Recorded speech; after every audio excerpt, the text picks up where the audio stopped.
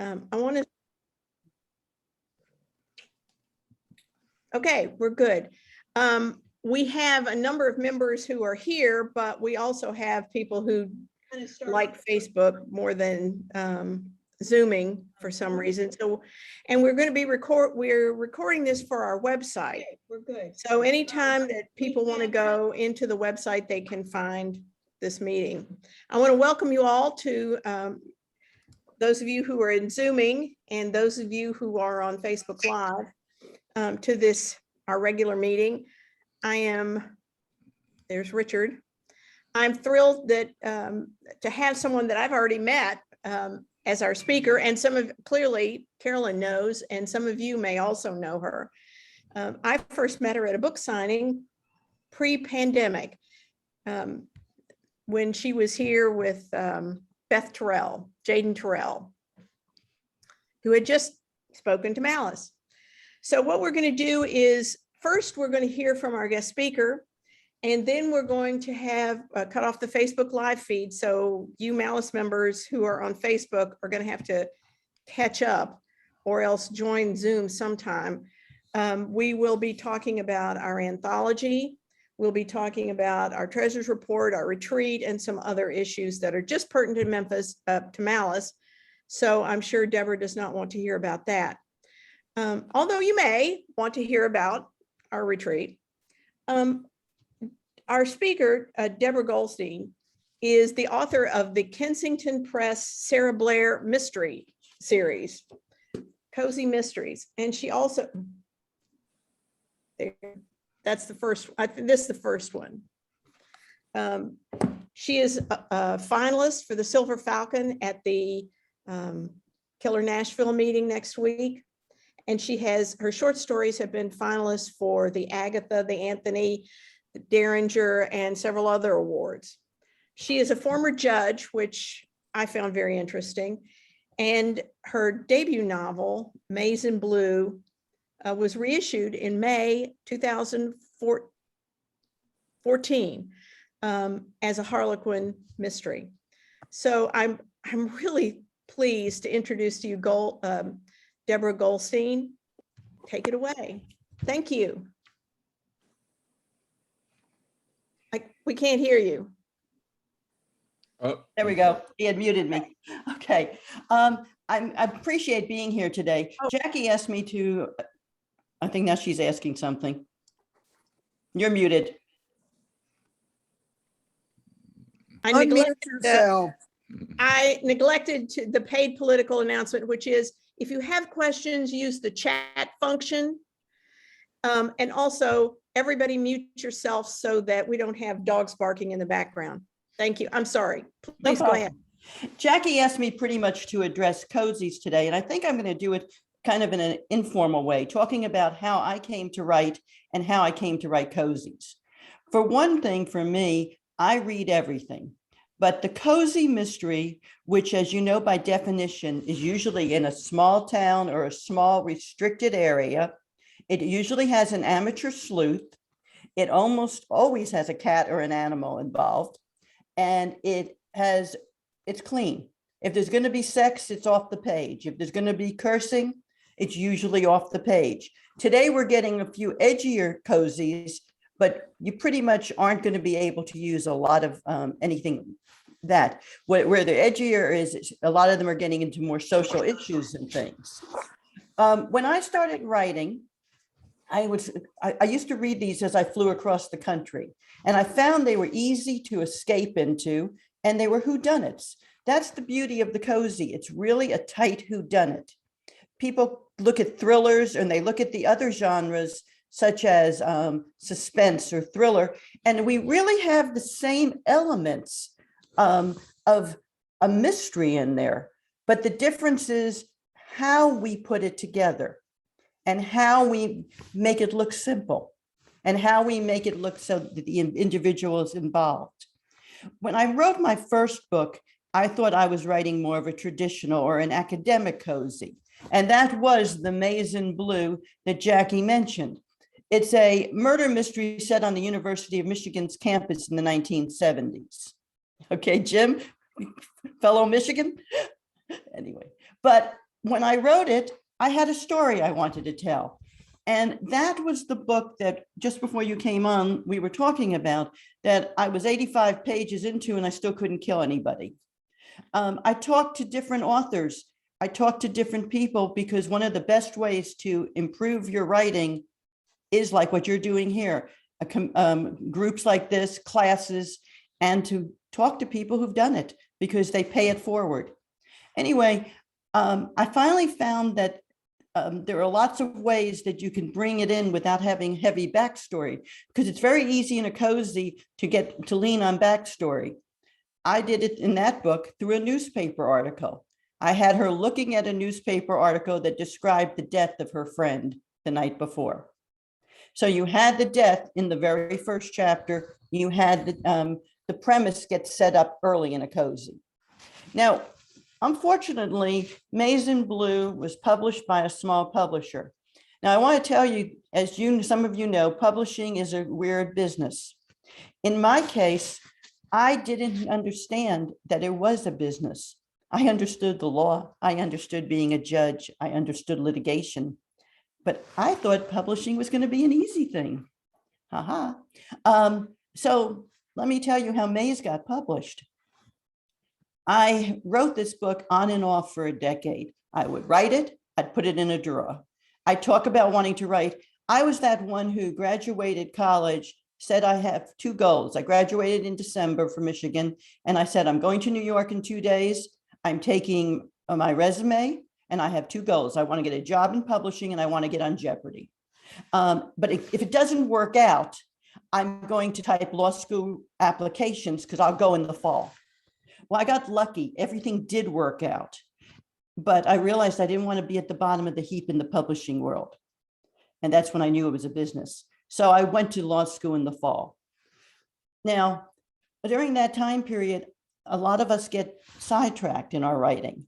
I got sidetracked. I was the one who wrote the skits for any of the community projects or anything like that, the humor. But I wasn't writing for me. And that's important. If you don't sit down and write, you're never going to get it done.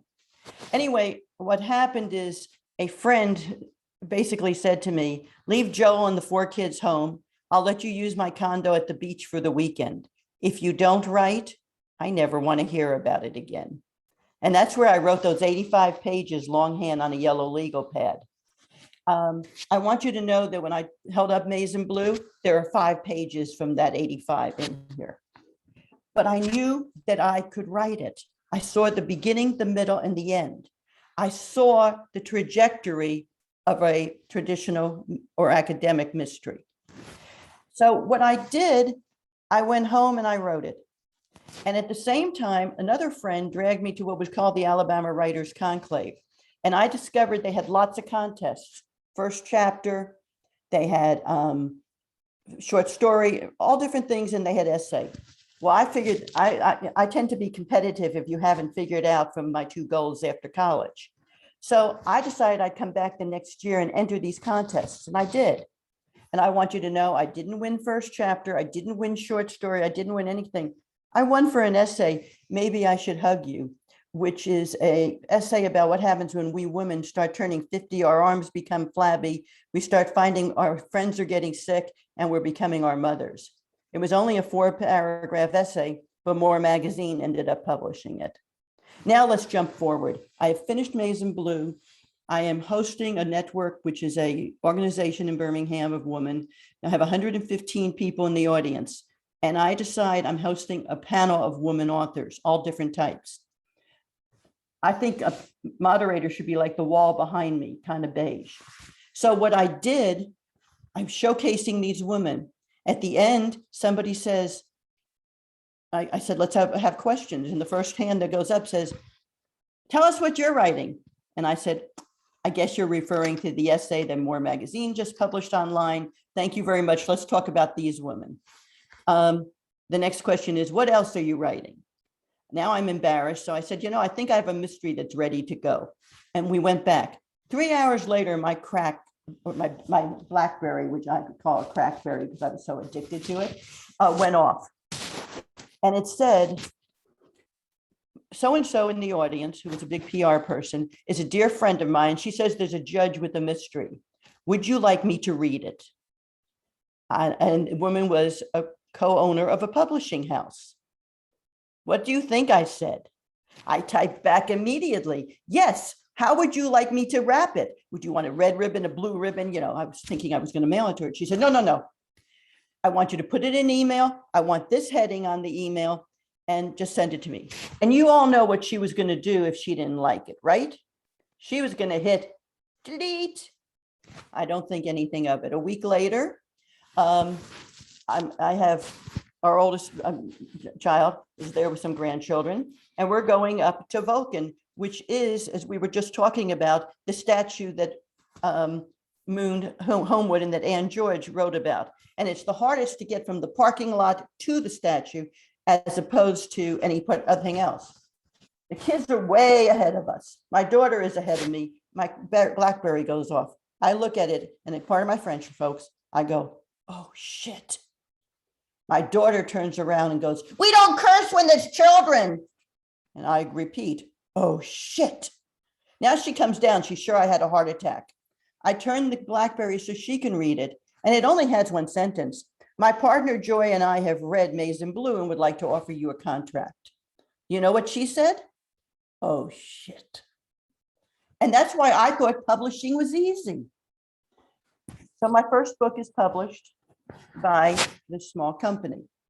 They've been in business 5 years. 6 months after the book is finished and it wins an IPPY award, they go out of business. I have 6 more months of obligations already on the books. They give me back my rights. I throw it back up on Amazon. And in the meantime, I get lucky. And as Jackie said, Harlequin bought the mass market rights of it.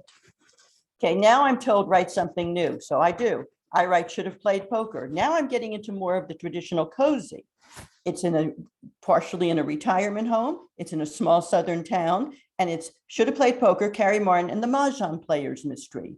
You have a young lawyer, but you have 4 Mahjong players who are the sleuths. Well, to put it mildly, 5 Star buys that by accident too. Again, I don't know about publishing. They buy it at Killer Nashville. One thing leads to another. They publish it, and if you remember, 5 Star decided to drop its mystery line. They kept it long enough that they made its money off of it. Harlequin again buys the rights a year later. Now I'm told, and I at least know, write something different. Here's where we get into true cozy. The part I didn't mention about cozies is they often have cooking, crafts, bookstores, something like that as a hook. Well, I had a problem. I could do small southern town, which I did. I created Wheaton, Alabama. I could do amateur sleuth, not a problem. I could stick a cat in the book. I'd have to do research for that because I didn't know cats. I could do lots of things, but I have a problem. I don't like cooking, crafts, or anything of that nature. So I thought I was out on my end without being able to write a cozy. And then it dawned on me. I bet there are other people out there like me. Any of you hate cooking? Any of you hate crafts? Okay, see what I mean? I've got an audience. So I created a protagonist, and the protagonist is Sarah Blair. Sarah Blair is more afraid of being in the kitchen than she is of murder.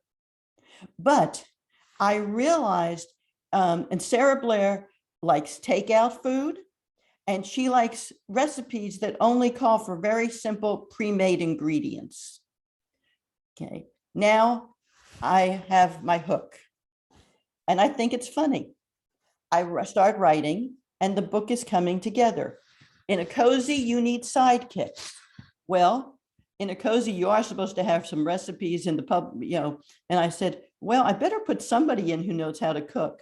So I gave her a twin sister. I am the mother of twins, so sometimes it helps to write what you know. When I wrote Should Have Played Poker, I made her somebody whose mother walked out on her 26 years earlier, and I didn't have that. My story at that point was I had a mother who was a Holocaust survivor who was thrilled to have children, who said we could do anything we wanted. If I said I wanted to be a comedian, she said, fine. Carol Burnett. If I said I wanted to do anything, fine, you can do it. When I said I wanted to be a singer, she said, no way. I can't even sing 7 notes on key. So she encouraged me. So, but just what I said to you, mother loves me and was encouraging. That wasn't very interesting to write a book about. So I reversed it and wrote what I didn't know. You're often told, write what you know. In the Sarah Blair series, I am writing partially what I know.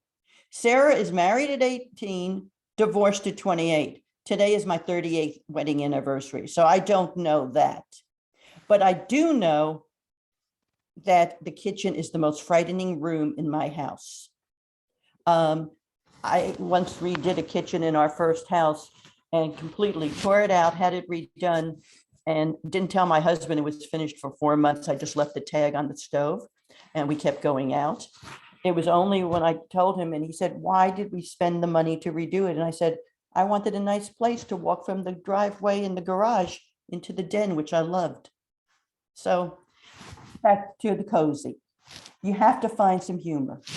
But I gave her a twin sister who is a gourmet chef, where Sarah can still finding herself in the first book because she's changed from a life of luxury to a life of living in inefficiency.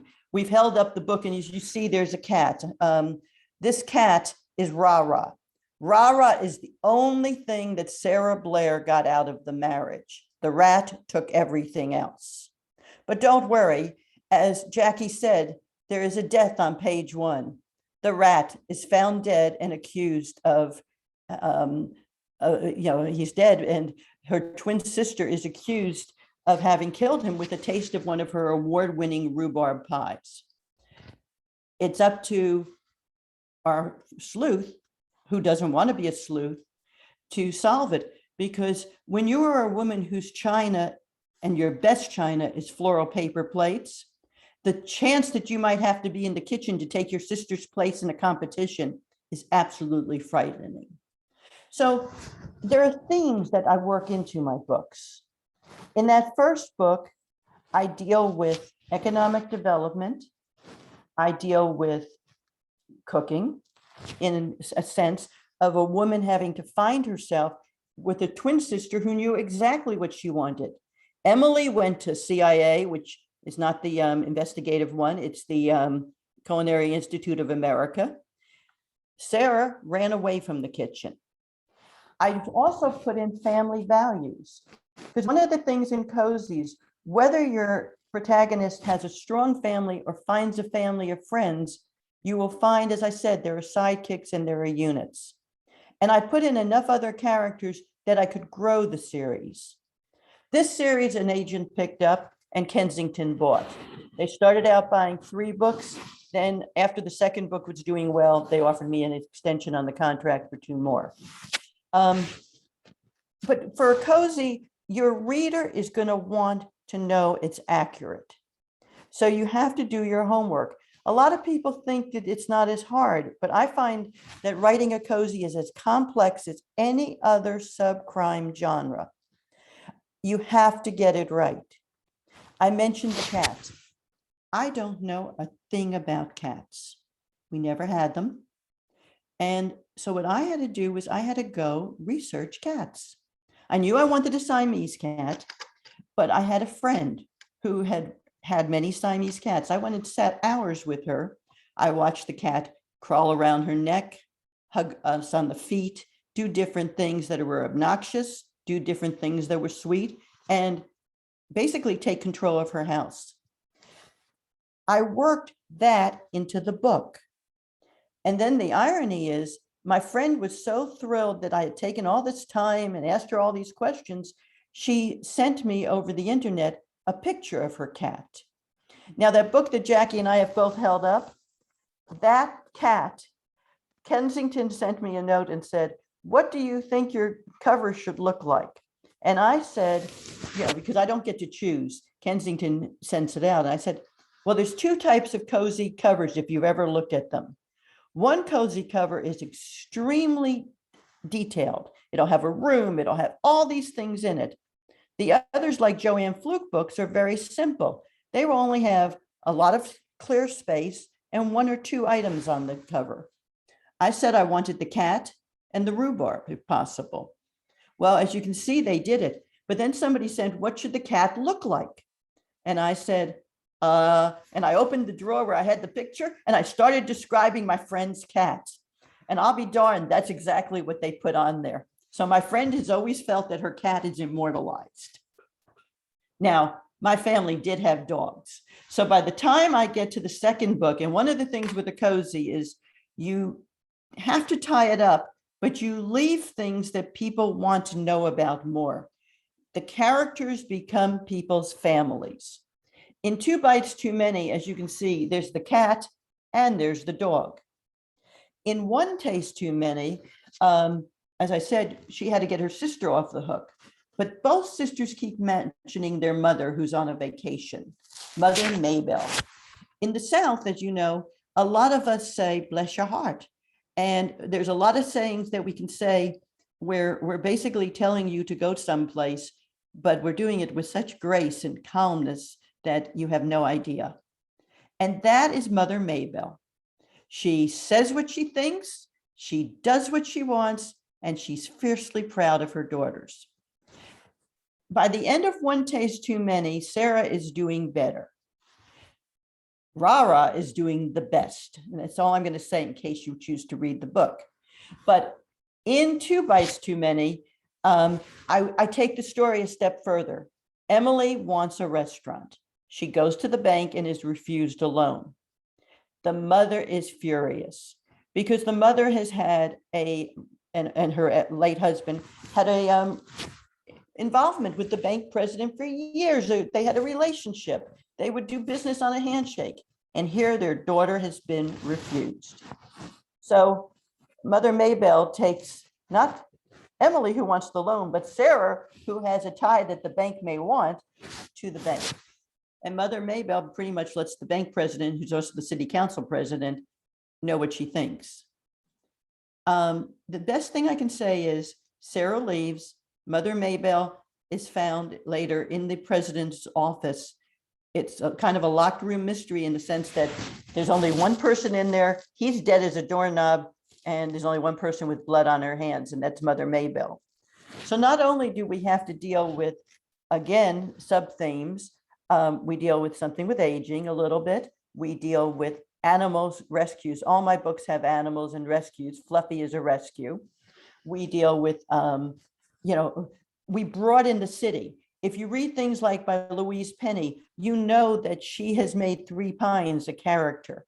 Whedon is not as big a character in my book, but you know that the setting becomes in a cozy part of your characterization.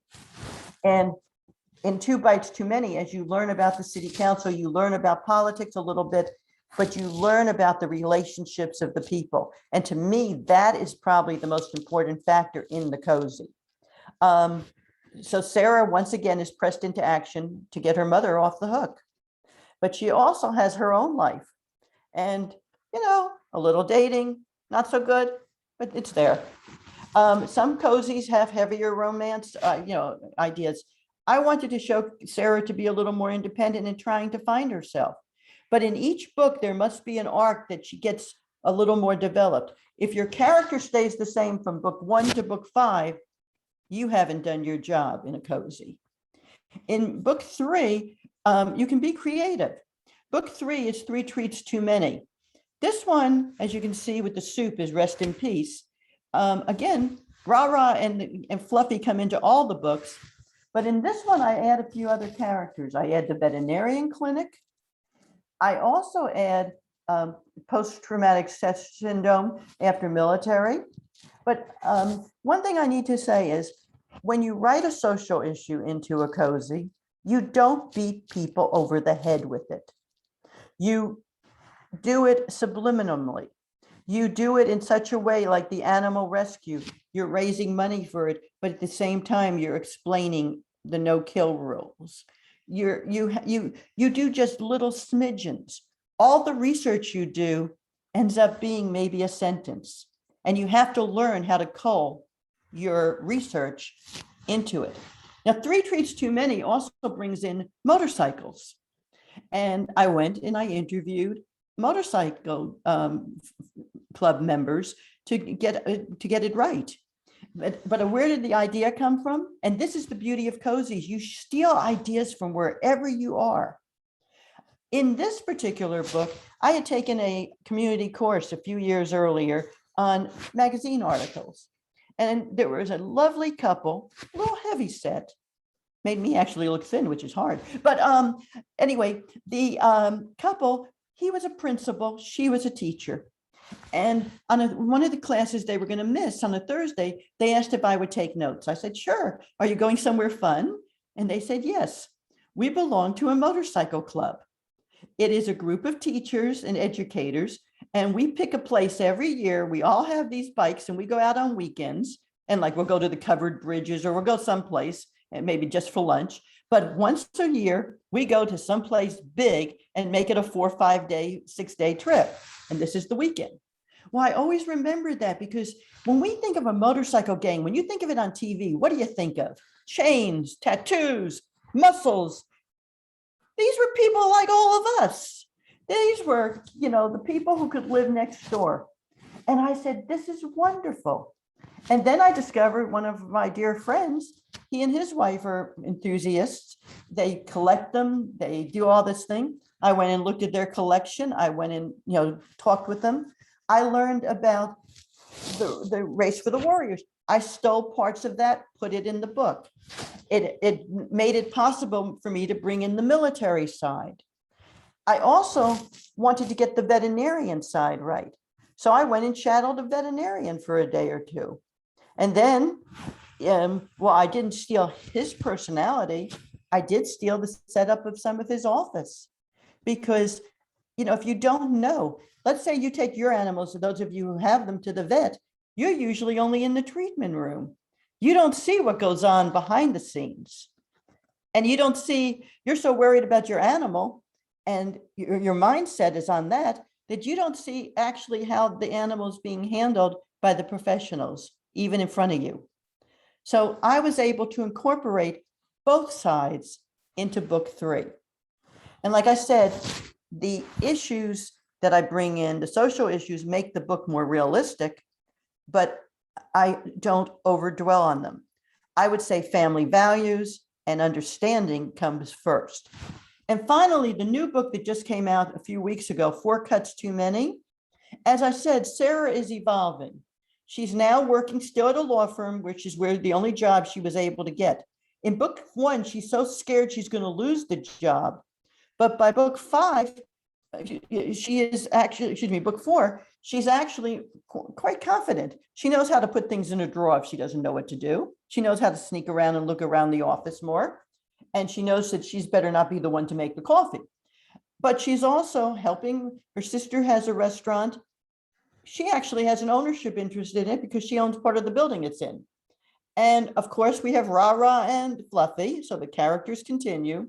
We have the family characters, but I've brought in characters from other books. In this one, the sous chef, who we meet in book 1 and who comes in just a little bit each time, is now teaching as an adjunct at the community college. She's teaching a knives course. Well, when you think about cooking, I don't know if you can see it here with the knife, but she's teaching a course, and what they do is the coordinator of the department get into it. Everybody hears the fight. It's over something that it shouldn't be over. And she comes down because she had asked Sarah to meet her. Sarah's outside. They go back upstairs and they discover that in her classroom, there's a whole crowd outside because the coordinator is lying there dead, flung over one of the kitchen tables, and he's got a deboning knife in his neck. Now, again, as I said to you, I don't know much about cooking. I don't know anything about kitchens, but Birmingham, Alabama, believe it or not, has become a foodie area. And I have a lot of good friends because we eat out a lot. So my friends took me through all their restaurants. Now, And that was how I was able, I would call somebody and I'd say, okay, I've read in Wikipedia, there are these 12 different ways to do cuts. What's the most effective? And there are these kind of knives. Should I use this? Oh, no, don't use that. That's a big butcher knife. It would never get in and somebody would, twist your arm. You need something that's very sharp. And I said, how about a lobster knife? I read about those. They seem pointy. Go with deboning. It's the itty bittiest knife. It is so sharp, it cuts through sinew, bone, and everything. And if you use an ice pick cut, they're dead. And they were, very quickly in the book. I do try to get the murder in as Lynn and I were talking, I try to get it in very early, but it can go as much as the third chapter by now. The other factors I try to do in these books, as I said, is the continuity. And I will tell a few other funny stories. I went into one of my friend's restaurants who had just opened a new one. And he says to me, as he's looking at it, that he and his wife didn't have much money. And he points to a light fixture that is over the bar. And it's a very pretty light fixture. He says, I can assure you that when people are drinking and the lights are turned down, nobody's going to look at that fixture. I could have spent $1,000 to $2,000 on a light fixture, or I could have spent $100. Said, better I spent the $100 and I put the money into my kitchen area for better equipment. I used that line in 2 Bites Too Many. Another friend took me through a room. It was awfully cold. Everything on the walls were so neatly put away and such. And we walked through the room. And as we came out, she said to me, well, do you know what that was? And I said, no. She says, that's a walk-through freezer. I said, oh, I thought it was cold. She said, yes, if this door wasn't here, it would just be a walk-in freezer. So, I had to learn these little basics. And you need, as a cozy writer, to get those basics right. I don't want to ramble forever. I've given you the elements that you need in a cozy. You have to have a whodunit. You can't drop all your clues or your answer at the very end unless you play fair. There must be clues or red herrings and clues throughout the book. They don't have to be obvious. There's lots of ways to hide a clue. One way to hide a clue is in a list. People, if you list something like 3 or 4 items, if you put it in the second or third item, a lot of times people just skim right by it. Another way is to just use a color, a fabric, something where there's a big scene and it's mentioned and it's there, it's blatantly there, but it's not what the reader is focusing on. But you must play fair, because if you get the denouement or the end of the book without playing fair, your reader's not going to be satisfied and they're not going to come back. And I think that's important. I think I've been rambling long enough that I think if you have questions, I'd love to open it up to that, because I know you have a whole meeting to do as well. So if you have specific questions on the cozy, let me try to answer those if I haven't done Thank you very much, Deborah. I appreciate it. If you've got a question, please put it in the chat function. Okay, and I want to start off with something that you said kind of at the last. You said to put a clue in a list. Can you give me an example? Because I'm thinking that what you mean is when the heroine or the sleuth is saying, she knew that there was chocolate on his lips, and she knew that there was a chocolate fondue pot around, and she knew that there were footprints outside. But what did that all mean? Well, that's one way of doing it. That's okay. I do 2 different things. That is a way. In a cozy, you often summarize periodically where you are, because the person has to show that they're thinking it through. It can't just, if you don't have the inner thought, or if Right. you don't have the recitation, like I'll have an area where I'm running through all the different characters and who could it be. And like in 4 Cuts Too Many, she lists all these different people that it could be. And then she says, the problem is it could be Grace just as much. And that throws her for a loop. When I say a list, I'm talking about things like, well, she went out to get the bread, the meat, the this, the that, and maybe the this is something that will end up being the clue because we saw that there's flour on the floor later, Flour, flour. Or maybe I'll be talking about there were different colored flowers in the room, and I'll be talking about different things, and one of them doesn't quite fit, but it seems to as you read across the line. Okay. So that's different. Lynn says he uses technology on clue dropping of story development. Do you think that alienates an older readership that is common for? I don't think it does, because I think you're dealing with two things. You're dealing with a readership who, yes, may be technologically challenged. I know that some of the people who read my newsletter say that they can only read newsletters. They don't do anything else. At the same time, a lot of them are very savvy. So I think it's okay to drop it, but I think you also sometimes you need to balance it, perhaps drop another clue that's not technology involved. Just because that reader may miss the first one, but when you solve the mystery at the end, you'll go back and reference it. And they won't feel they got cheated if they miss it, if there's another thing that they should have picked up. Jack says, I'm a retired lawyer. How has your legal education and career affected your writing? Badly.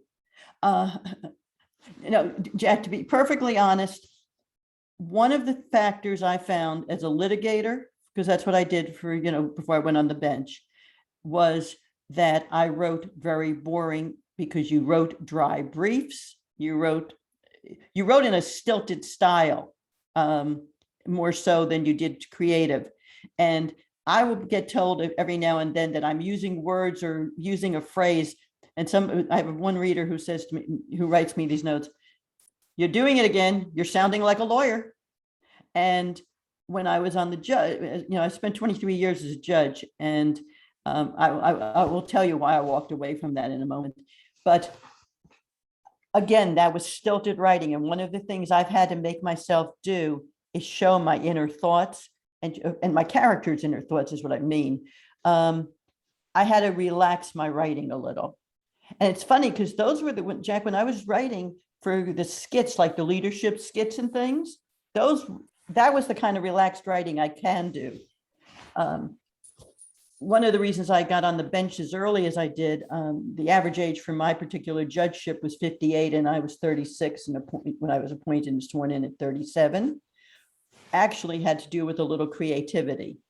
I had done a case of first impression, and that was a good boost. But the other thing, that was an equal pay case. But the other thing was I had a case where an individual, instead of taking his wife with him on a government house hunting trip, took his girlfriend. He left the wife and 7 kids home. She turned him in. And his defense was he was a Piscataway Indian, and that wherever he moved the blanket, that was where the marriage was. And so whoever he was covering that night was his wife. Well, I can be a little anal. Did you know there are only 2 books written on the Piscataway Indians? I found them. Did you know that it is the only Roman Catholic tribe we have in the United States? It was from slave owners and things in the Maryland, DC area. And there's actually in the Bureau of Indian Affairs a role that if you're a part of the tribe, you should be on if you're in good standing. So I sent an investigator out to talk to Chief Redbird, and I did all these other things. And I did write a kind of tongue-in-cheek brief, not funny, not nasty, not anything, but talking about the blanket. And the guy had said it was like the Jews when they get a divorce, it's like a get out, get out, get out. And I explained what a get was. But the humor of the blanket and things, I did twist a language or two. And when I went for the judgeship and I had to give him a writing sample, instead of giving a very dry brief, that's the one I used, and people tended to remember it.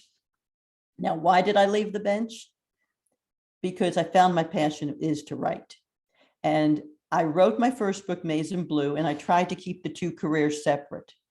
I tried, there were some articles, Judge Wright's book, but for the most part, I didn't play it up in my office. And, we had a staff of 83 in that judicial office. What I did, though, the second book had sold, It sold to Killer Nashville. It wasn't coming out. That was August of 2014. It was too late for the 2015 calendar. So it was coming out in January, February of 2016. As the year went on, I had these lawyers trained, and I had them trained that at the end of every hearing, because after 20 some years, you know your lawyers and they know you. I'd go, is there anything further? They would go, no, Your Honor. And I would do a standard closing. On this day, the lawyer, who was an excellent lawyer who I'd known for even when I was litigating against him, did exactly what he should do. He said, no, Your Honor. But his client said, yes, there's one more thing. And I looked at them, to the lawyer, figuring, get your client under control. And the lawyer went, which told me he couldn't control this man. So I looked at the client and I said, yes, sir, what is it? And he goes, Your Honor, there's only one thing I want you to know. No matter how you rule, I'm going to buy your book. Well, I'm going to bet you he didn't buy my book. I ruled against him. But I went home that night and I said to my husband, I have two choices. I'm young enough because I'm just hitting the average age. If I want to write, we've got the last kid out of school where obligations are pretty much over. If the numbers work, I want to walk away from my lifetime appointment and I want to follow my passion. And the Sarah Blair series has become my fun. I'm having a ball having my second childhood. I'm meeting writers like Carolyn. I'm meeting, new writers who have experience. And I have found the mystery world. Everybody pays it forward and pays it back. And it is the most generous world that I have been in. And I'm having a blast. I do find that I do use my legal education. I haven't been able to use it in my mysteries. I am working on something that's incorporating it now, and I'm going to deviate. Elaine Vietz, who I think is a wonderful writer, said she couldn't write about her stroke and things for almost 11 years. And now her Angela Richmond series incorporates that. She was on a panel with Alexia Gordon, who is a doctor, and Alexia says she hasn't been able to write about medicine. And it had been 4 to 6 years at that point. And we all figured out that we can put it in short stories, in small snippets, but we couldn't write the big thing yet. If you're able to, it's great. But because I was still on the bench, I didn't want anybody to say I was stealing anything that was alive. Is there too short of a word count for a cozy? 12,000 words, novella or more? Novella, 20,000 words. I think, yes, there's too short of cozy. Some things will tell you 65,000, and that is really short. Most publishers want 80 to 85,000 for the cozy. I think Harlequin sometimes will take a 65, and some of the smaller publishers who, I won't say fly by night, but you got to check your publisher. Don't just jump like I did on my first publisher with Maize and Blue. I didn't know better. I didn't know it was a small publisher. I didn't know only 3 of us would be good sellers. People look back to see what your numbers are. Had I been a little smarter, I would have gone the agent route, or I would have at least tried for a bigger publisher for my first book. But I would say 80 to 85,000 is a comfortable, cozy size. And that is written into my contract. That is what Kensington expects me to write. Now, you may end up coming in a little short, coming in a little long, but you better not come in at that 90 to 110. They're not going to, that's not that reader. Plus, it costs them money per page. They have a format that they look at.